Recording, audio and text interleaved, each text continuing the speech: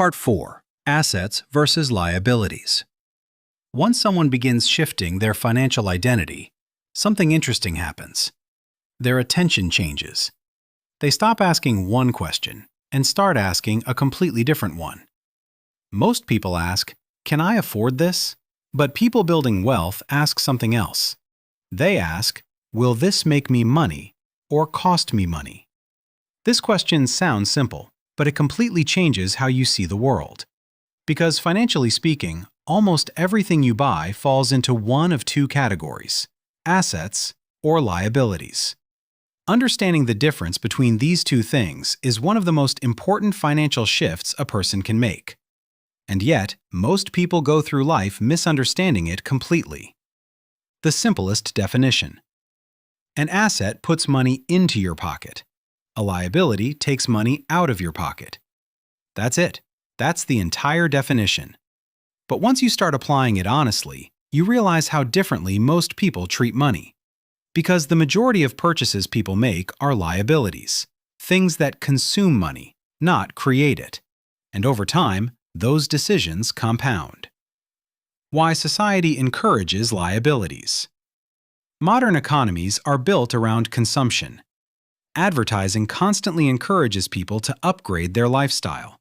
New phone, new car, new clothes, new furniture, new gadgets. Every purchase is framed as a reward, a symbol of success, a way to express identity. But most of these purchases are liabilities. They remove money from your life instead of adding it. And the more liabilities someone accumulates, the harder it becomes to build wealth, because their income is constantly flowing outward. The lifestyle trap. One of the most common financial traps is lifestyle inflation. When income increases, spending increases with it. Someone gets a raise, so they upgrade their car, upgrade their apartment, upgrade their vacations, upgrade their habits. At first, it feels like progress. But something strange happens. Even though they earn more money, their financial life feels almost the same. Because every increase in income is matched by an increase in expenses. The result? They remain financially stuck, just at a higher level. The asset mindset. People who build wealth approach money differently. When they earn more money, their first instinct isn't to upgrade lifestyle. It's to acquire assets, things that produce income, or appreciate over time, or increase their ability to earn more money.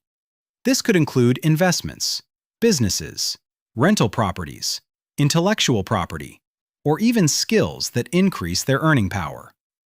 The key difference is this: assets create financial momentum, liabilities create financial drag. And over time, that difference becomes enormous.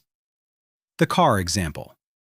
Let's take something almost everyone understands: a car. For most people, a car is one of the largest purchases they make. But financially speaking, cars are usually liabilities. They lose value the moment they leave the dealership. They require fuel, insurance, maintenance, repairs, and eventually replacement. Yet many people treat cars as status symbols. They stretch their budgets to buy vehicles they can barely afford, because the car represents success, even though financially it slows their progress. The house debate. Housing creates another common misunderstanding. Many people believe buying a house automatically makes it an asset, but financially, the answer depends on how the property behaves. If the house generates income, for example through rent, it can function as an asset. But if the house only generates expenses, mortgage payments, property taxes, maintenance, insurance, then financially it behaves more like a liability. This doesn't mean owning a home is bad. Homes provide stability, comfort, and long-term appreciation. But understanding the financial reality helps people make smarter decisions. The skill asset. Not all assets are physical. Some of the most powerful assets are invisible. Skills. Skills increase your ability to earn income, and unlike many assets, skills travel with you everywhere. Communication skills, negotiation skills, technical expertise, sales ability, Leadership ability. These skills can multiply income far more dramatically than many investments because they expand the opportunities available to you, which is why many wealthy individuals invest heavily in learning, courses, mentorship, education, not because education guarantees wealth, but because valuable skills increase the probability of higher income. The business asset. Businesses are another powerful form of asset. A well-run business generates income independent of hourly labor. This creates leverage. Instead of trading time for money, the system generates value continuously. Employees, technology, processes, automation, all working together to produce results. But businesses also require risk, effort, learning, which is why not everyone pursues them. Yet for many people, business ownership becomes one of the most powerful wealth-building tools available. The investment asset. Investments are another form of asset. Stocks, bonds, real estate, index funds. These assets generate returns over time. Dividends, appreciation, compounding growth. The key advantage of investments is time. The earlier someone begins investing, the longer their money has to compound. And compounding is one of the most powerful forces in finance. Small investments repeated consistently over decades can grow into substantial wealth, not because of luck, but because time multiplies growth.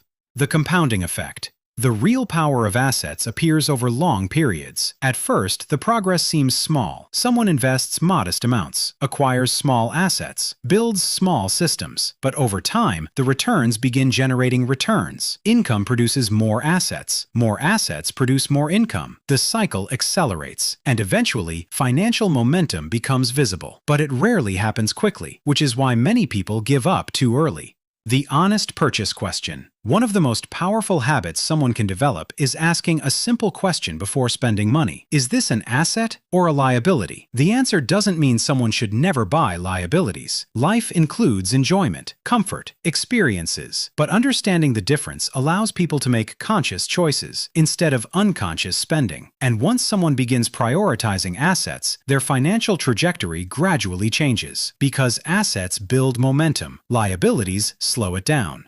The long-term shift. The difference between people who struggle financially and people who build wealth often comes down to a simple pattern repeated over many years. One group spends first and invests what remains. The other group invests first and spends what remains. The behavior looks small in the beginning, almost insignificant, but over time, those patterns compound into dramatically different outcomes. Because money behaves differently depending on how it's used, as consumption or as investment. And once someone begins seeing the world through the lens of assets and liabilities, their financial decisions begin changing automatically. Not because someone told them to spend less, but because they finally see what their money is actually doing, working for them, or quietly working against them. This channel isn't about fast wins, it's about steady progress. If that's the kind of mindset you are building, subscribe and stick around. Please like the video if it gave you more perspective. It helps this community to grow quietly, just like growth should. See you in the next one.